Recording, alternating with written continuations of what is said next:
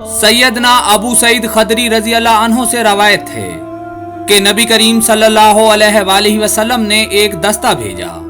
सैयदना अबू सईद कहते हैं, मैं भी इनमें शामिल था। हम एक बस्ती में आए। हमने वहां के रहने वालों से खाना तलब किया।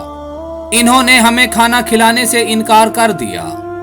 हमारे पास बस्ती वालों में से एक आदमी आया और इसने कहा, ऐ गरोह अरब, तुम में कोई ऐसा आदमी है जो दम कर लेता हो?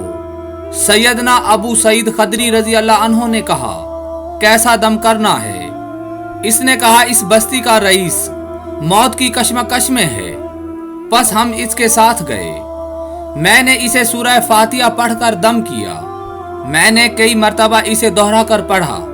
बस इसको आफियत हो गई। इसने हमारे लिए खाना और बकरियां भेजी जो हाँक कर हमारे पास लाई गईं। मेरे साथियों ने कहा, नबी करीम सल्लल्लाहु अलैहि वसल्लम ने इस बारे में हमें कोई हुक्म नहीं दिया। हम इसमें से कुछ नहीं लेंगे यहाँ तक कि हम नबी करीम सल्लल्लाहु अलैहि वसल्लम के पास हाजिर हों। हमने बकरियां हाँकी हत्ता कि हम नबी करीम सल्लल्लाहु अलैहि वसल्लम के पास आ गए।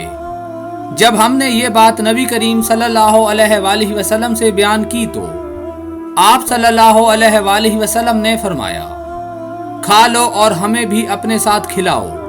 तुम्हें किस तरह मालूम था कि ये दम है? मैंने कहा, बस मेरे दिल में ये बात डाल दी गई थी।